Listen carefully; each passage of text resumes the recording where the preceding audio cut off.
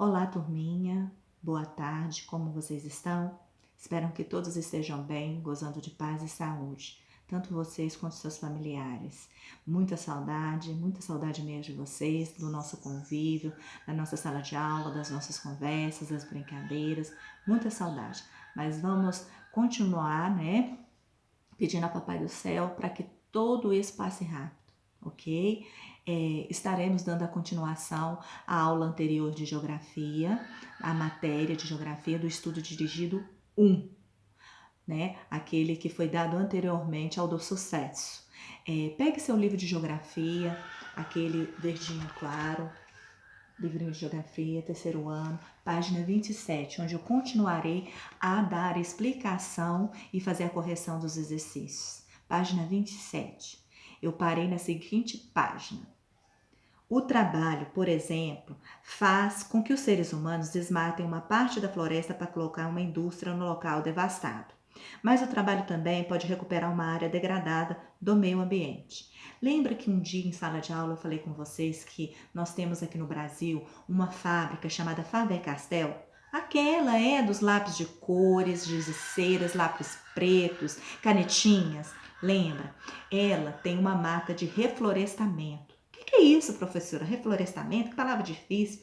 Reflorestamento nada mais é que onde se corta uma árvore, se planta mais duas.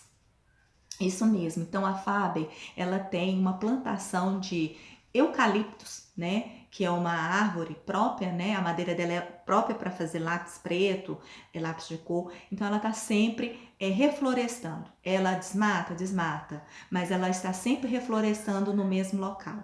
Então, assim, ela é uma empresa, uma indústria ecologicamente correta. Ela tenta minimizar os efeitos da devastação no meio ambiente. Também é possível a tecnologia transformar a paisagem local. Existem lugares em que não era possível fazer qualquer tipo de plantação. Através do uso da tecnologia para melhorar as condições do solo, em alguns deles já é possível observar a existência de plantações e formas de aproveitamento do solo. A tecnologia ajudou lá no sertão. Vocês já devem ter ouvido falar do sertão brasileiro. É um local muito seco, chove-se muito pouco ou quase nada. O solo chega a ser até assim rachado de tão seco que o local é. Então o que acontece? Foi desviado o percurso do rio São Francisco e com ele, lógico, com o uso da tecnologia. A tecnologia foi a favor do meio ambiente, levando um pouco dessa água para que irrigar os solos, né? Tem alguns lugares, né, no sertão brasileiro que já tem plantações, né? Porque pode se plantar e ter plantações de milho, feijão, né?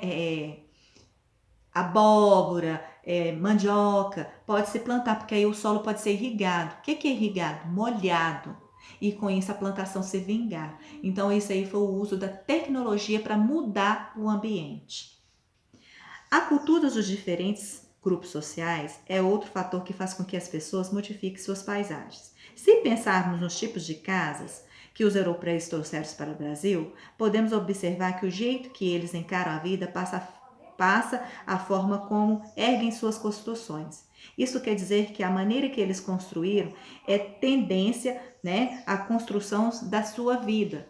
Então, quando os imigrantes brasileiros, os imigrantes portugueses, italianos vieram para o nosso país, eles trouxeram a sua cultura, a sua forma de viver. Então, as casas deles são diferentes das nossas. Costumam não ter muros, são cercas vivas, são um povo que não joga papel no chão, é um povo assim com cultura europeia.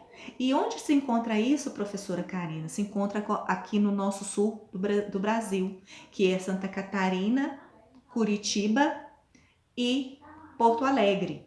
São as cidades mais propícias, né, a ter uma cultura mais europeia, né? Você tem regiões do nosso sul, né, o sul do nosso país, que costuma ser às vezes, em alguns anos, não são sempre, nevar, ter uma nevasca, os rios congelares. Vocês já devem ter ouvido reportagens falando Rio, no sul do Brasil, congelou por causa da devida queda na temperatura. Então, Lá as casas são tipicamente construídas de acordo com a vivência do povo que vieram para cá.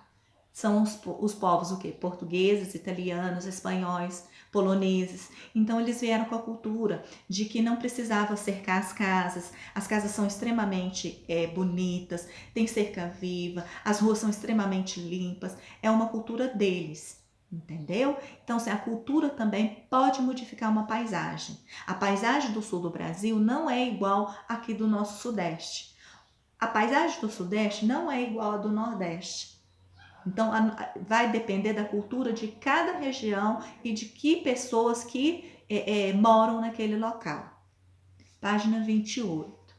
Se observarmos como os indígenas constroem suas casas, notaremos que o jeito que eles encaram a vida também passa para suas construções. Elas duram menos que a vida deles, porque em geral eles mudam de lugar depois que a comida acaba. Então, os índios, por que a oca é feita de materiais da natureza? Porque eles vivem na natureza. Então, é feito de palhas, de palmeiras, de bambu. Então, a tendência é o quê? Se degradar e acabar rápido. Mas o índio também não fica num lugar só. Porque, vamos supor, o rio está ali. Enquanto tiver peixe no rio, ele vai ficar ali. Porque ele tem alimento para ele, tem água e peixe. A partir do momento que não tiver peixe mais, ele vai para outro local, né? Ele é do sistema o quê? Nômade. Ele está sempre mudando de um lugar para outro. Né? O índio não é como nós, sedentários, que construímos e vivemos numa sociedade por vários anos. Não, eles mudam de lugar para lugar, entenderam? Na verdade, os indígenas cuidam da natureza que está em torno da aldeia, porque precisam dela para sobreviver. O rio, a mata, a água, os peixes. Ele vive de caça e pesca. Lembra que o índio tem que pescar para comer, tem que plantar para comer?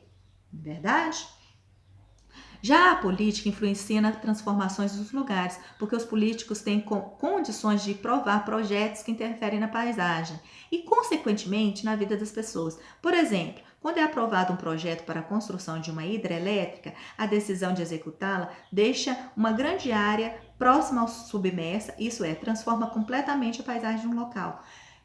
Políticos.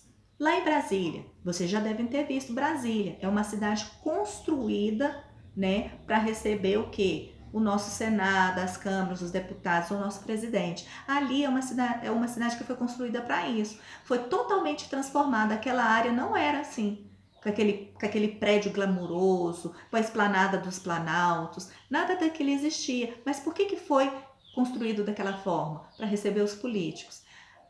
Aqui no livro cita a construção de uma hidrelétrica. Eles represam o rio, a partir do momento que foi aprovado.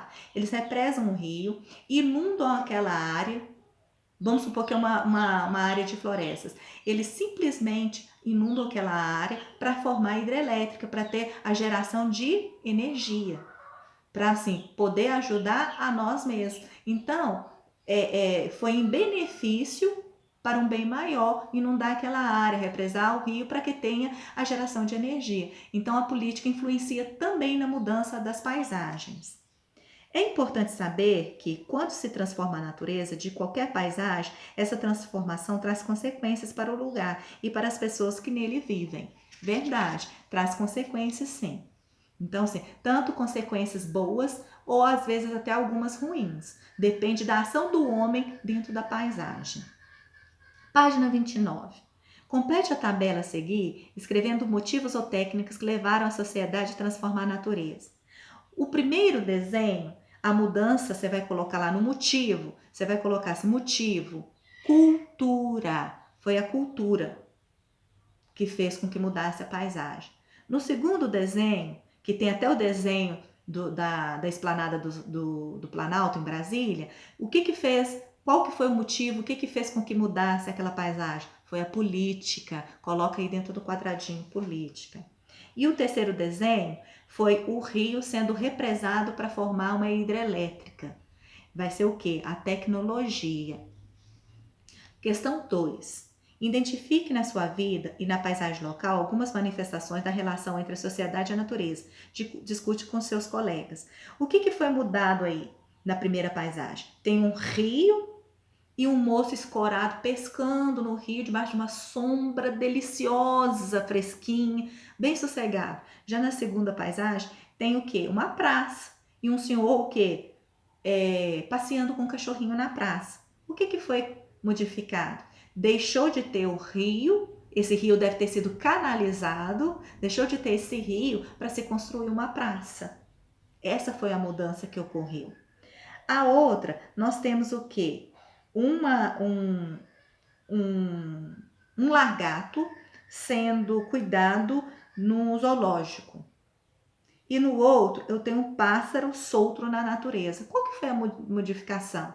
Tirou-se o lagarto da natureza, pôs ele preso, né, em um cativeiro, né, dentro de um zoológico. Mudou a paisagem. Ele deixou de ser um bicho livre para ser um bicho que preso. Porque mesmo ele sendo muito bem cuidado, muito bem tratado no zoológico, ele não é mais um bicho da natureza, ok? Página 30. Refaça as paisagens a seguir, desenhando as modificações segundo as finalidades representadas. Aí está uma paisagem de montanha. Você vai ter que modificar ela. Modificando ela para o quê? Para morar. O que você faria nessa paisagem para você construir a sua moradia? Você vai ter que modificar essa paisagem desenhando o que você faria para modificar essa paisagem de montanhas. A segunda paisagem é o mar. Praia, ondas. Ali é lazer. O que você desenharia e mudaria nessa paisagem para o seu lazer? O que você construiria ou faria para modificar essa paisagem para o seu lazer? Terceira paisagem é também um campo muito bonito, verdinho, com algumas montanhas. O que você faria para explorar essa paisagem? Plantações, o que você ia fazer para modificar essa paisagem, para explorar ela? E tem também aqui uma paisagem de fundo do mar, com alguns peixinhos, né? O que você faria para conhecer essa paisagem do fundo do mar com algas, areia, peixinhos? O que você faria com essa paisagem para modificar ela, para conhecer o fundo do mar? É tudo desenhado. Use bastante a criatividade. Pode usar lápis de colorir, giz de cera, canetinha. Use bastante criatividade. Se o espaço for pequenininho para você desenhar, pode desenhar numa folha à parte e depois colar no caderno de geografia. Que quando voltarmos às aulas, a tia Karina vai vistar, tá? Essa atividade, ok? Na próxima aula, estaremos entrando em um outro assunto, que é conhecendo o relevo da Terra e também fazendo a explicação e a correção. Te aguardo na próxima aula. Um beijo, até mais. Deus abençoe vocês.